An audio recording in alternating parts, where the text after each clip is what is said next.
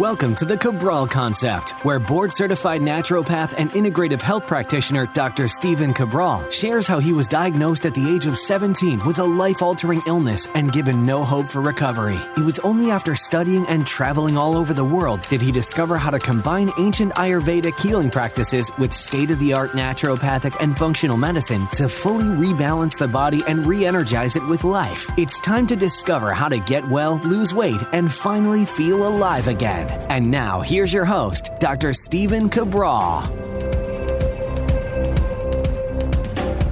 Hey everybody, welcome back. Great to have you here, as always, on the Cabral Concept. This is our Total Wellness Tuesday, where we're going to be talking about mold today, mold toxicity, as well as certain foods, whether you've been diagnosed with a mold-based pathogen illness, or you're someone that's just dealing with a lot of the chronic potential mold issues, suffering from things like itchy eyes or postnasal drip, runny nose, stuffy nose, a little bit of swollen face or swollen eyes when you wake up in the morning. These are all things to look at. Now, those are more of the hidden base ones that can sometimes just be dismissed as maybe allergies or maybe it's a food sensitivity. And while that's absolutely true, it is possible that you've had some type of mold exposure. So my job is to share with you all of the potentials as to what your underlying root causes are. And if you haven't heard before, it's becoming more popular or just more well-known. It's been around now,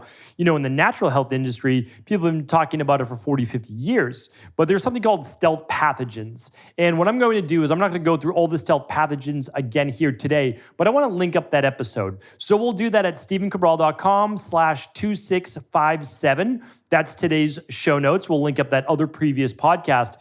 And today I want to focus on one of those stealth pathogens, which is mold. We run a specific lab called the mycotoxins test, and we actually look for some of the waste, it's basically waste products, waste given off from mold inside of your body. And so someone might encounter mold. I'm just going to give you a quick rundown, a base of this, and then I have lots more podcasts on mold toxicity. But it's debilitating. People end up with headaches and brain fog and massive fatigue and fibromyalgia and inflammation, migraines, headaches, allergies, asthma, etc. But here's the thing. Mold is very common. It's 51% of all households in the UK and New England here in the US alone, damper-based climates that have some type of mold-based damage in the home, whether it's an apartment, an office, your home, that you may not know about because it could be behind the drywall, it could be in the vents. We were very diligent about that when we were purchasing our new home, and we actually did mold-based testing in the garage, and we did mold-based testing in our house. And we wanted to be able to use both spaces. And so then we were able to actually look at the mold levels. Everybody has some because it's in the outside environment as well, but what the levels were. And it was important to us to do the mold test ahead of time to know if we were going to have to remediate or not. That means basically rip out drywall, rip out venting to clean out the mold, because the mold is very difficult to get rid of.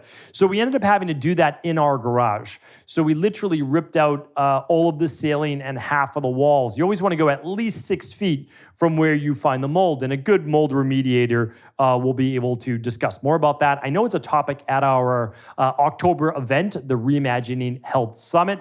We'll be certainly talking more about that. But it's vital that you find mold and that you get rid of it, even before, if possible, then doing a mold wellness-based protocol. All right, so if you're worried about it, you think you may have it, you can get a low-level baseline test through the Candida Metabolic and Vitamins test. That's part of the Big Five.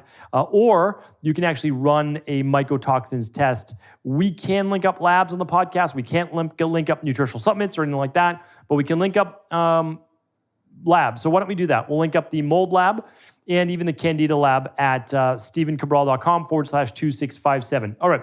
So regardless if you do the lab testing, regardless if you do mold remediation, regardless if you do a mold protocol, what I want to share with you are foods that if you are someone that's a little bit more sensitive and you might have the stuffy nose, postnasal drip, the itchy eyes, the swollen eyes, the brain fog, you may want to look at these foods. These foods may be exacerbating your histamine levels in general and potentially filling up that rain barrel of more mold. All right, so let's dive right into it. The first one is dried fruit. I'm going to give you which ones are the biggest culprits, and we'll just go from there. So raisins, apricots, prunes, and figs. When dried, can be sitting around for quite some time. The moisture has been basically drawn out, and sometimes a food that's been left out to dry can begin to grow mold. All right, so dried fruit in general is suspect, right? Why? It's an aged food. All right, so I'm going to take you through this. I have a whole histamine podcast. If you're someone that deals with headaches and skin rashes and brain fog and all those things, please check out my histamine podcast as well. This is something I didn't know about until my later 20s, and I wish I knew about it earlier. I would have gotten better so much faster. All right, so dried fruit is a big one. All right, let's talk about other aged-based fruit. So even if it's not dried, bananas, or other vegetables, anything that's been aged a long time. So a couple brown spots on a banana, it's rated back and forth about which the healthiest bananas are for you, but the TNF, tumor necrosis factor, is highest. Typically when there's that first signs of little brown spots, not big brown spots, but little brown spots all over the banana, that's typically when I then freeze mine. I basically break them up, put them in a bag, and I freeze them, or that's when we'll typically eat them. Now, there's different ways to eat bananas, of course. If you want more of the resistant starch, it's more when it's green, it's lower glycemic, et cetera, et cetera. Anyway, I wanted to share that with you. Just be careful of these things that age for a while, right? Really important. We'll get to some of the beverages in just a moment. Aged cheese is another one. So fresh cheese, typically less mold and less issues for people with histamine issues and less mold sensitivity in general. But if it has been aged, and you can actually see the mold on the outside a lot of the times, well, it's going to be more of a moldy food. Mushrooms is in that same category. All right. Mushrooms are a fungi, right? Well, they are not mold or resistant to mold in general. They can be considered a mold. They can be considered at least a cousin to mold. So basically, we have yeast, we have fungi, and we have mold. And they're all, let's say, cousins, right? They're very, very closely related. And so what I'm saying is, I'm not saying that mushrooms are bad for you. What I'm saying is that mushroom coffees, mushroom teas, mushrooms in general can be an issue for some people with candida overgrowth or mold overgrowth. Same goes, again, for aging-based foods. What about leftovers? I don't do a lot of leftovers. Funny that I say that now because I was actually just posting on Instagram some salmon, some broccoli, and some rice. I would typically never have salmon the next day because it's much higher in histamines. But again, in general, when the food sits, it can be, especially if there's a little bit of moisture in that refrigerator, it can start to build up more mold. And while I'm on the same topic, it's one of the reasons why we typically tell people not to put their supplements in the refrigerator. Besides maybe an omega-3, even though you can keep your omega-3 out of the refrigerator if it's a small bottle, it's really okay. But in general, we don't put coffee in the refrigerator. You don't put your coffee grinds in there. Because again, if there's that little bit of moisture, then it's going to be much more prone to growing mold. So just keep those in mind. In general, a lot of grains, believe it or not, it's one of the most common ways to get mold outside of a water-damaged home is different grains. When the grains are packaged, there's typically nothing wrong with them. They're honestly like, let's say you get oats. Okay, no issue. But the problem is the oats can get a little damp, right? There can be a little humidity in the air in the manufacturer. And then they're put in a bag. Or, typically in a bag, right? And so they can then start to grow a little bit of mold. And so it's important to look at that. And again, does not mean that these foods are unhealthy. What it means is that someone who's recovering from mold may want to be careful with these particular foods. And so what I would say is there's a lot of companies that tell you if they test for mold, right? So like for Equalife's nutritional supplements, they're tested for mold, most of them. And when you look at oats, you can actually find companies that test for mold. And so if you're sensitive to mold and you still want to have oats, you can look for that particular company that does test for it, all right? I typically will not name all of the companies because you could be listening to this podcast many years in the future. Maybe they're doing it, maybe they're not. And so you can always do a lookup on that. But just keep in mind, same with bread. Breads can get moldy quickly. So it's really important that we don't eat a lot of these preservative-based breads, but also that at the same time, if you are eating a bread that it's fresh, it's not really out there for multiple days. Okay, this is one that's going to surprise a lot of people, but tomato sauce or ketchup.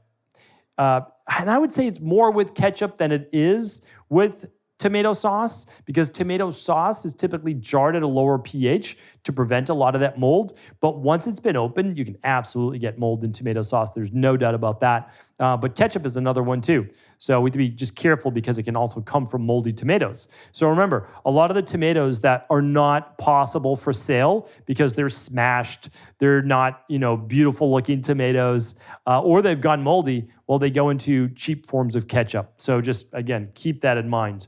All right. A few other ones would be, honestly, hamburger meat. It's kind of the same thing as old tomatoes. It's kind of gross to think about. But oftentimes, not always, but oftentimes, the worst meat that's not able to be sold gets made into burger. And that's a problem. So what you want to do is, especially if you're getting meat, is that you're purchasing it basically frozen, because you basically slaughter the animal, then it's going to immediately be frozen. And if not, is it irradiated or irradiated? What are they doing to keep that more natural color? Because it's going to start to rot. It's going to start to get moldy. And so it's something to think about. Sometimes, believe it or not, the fresh frozen-based food can oftentimes be a little bit healthier for you. Not always. Again, if you can get it fresh, then hey, even better. But it definitely goes for fish as well. Excuse me. If you're not getting fresh fish, it's better to get frozen. It really is. You do not want a fish loaded with high levels of histamines and that's starting to produce a lot more. You're not going to get as much mold from fish, but you certainly can. Once it's been out for a while, it's going to rot. That's for sure.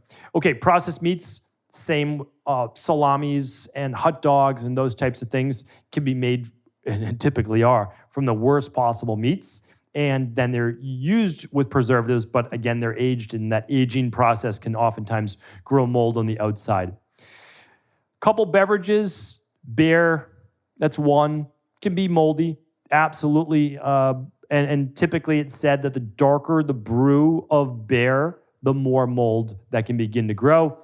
Wine, of course, the older the wine, the more aged that it is, especially if there was any gap in the cork and the bottle, will absolutely be a little bit more moldy. And that's mainly your red wines. Your white wines are typically going to be a little less moldy. They're going to contain less histamines as well. The darker the wine, for the most part, the darker the red wine, the more histamines they're likely to produce too. Some of that has to do with sulfates. Some of it has to do with tannins, but certainly in aged wine, especially if there was an air gap, can start to, deteriorate the wine, but also grow mold. And you'll sometimes see it on the cork.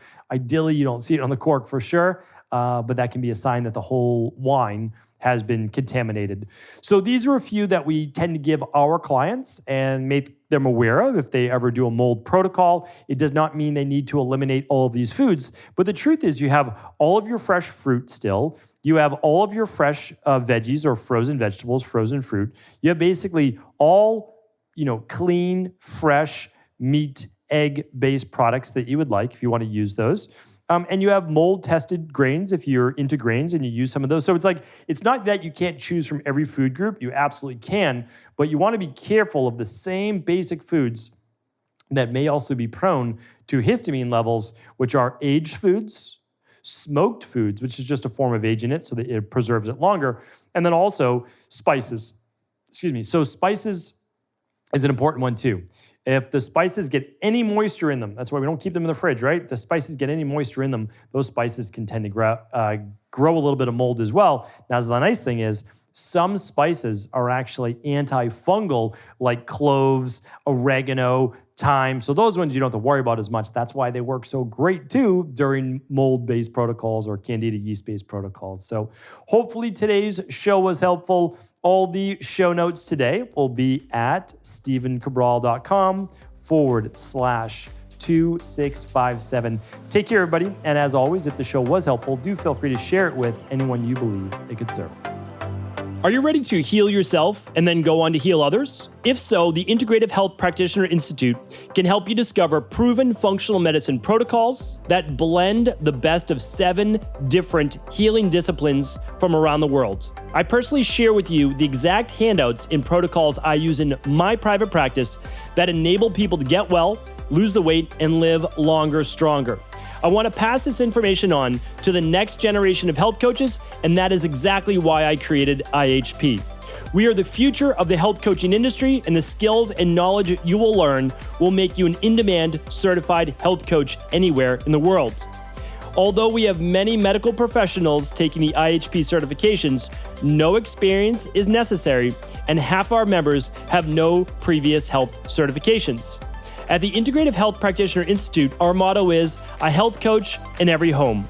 Our goal is that you take this knowledge and then share it with family, friends, loved ones, your community, or in a practice where you create a career you love and can be proud of.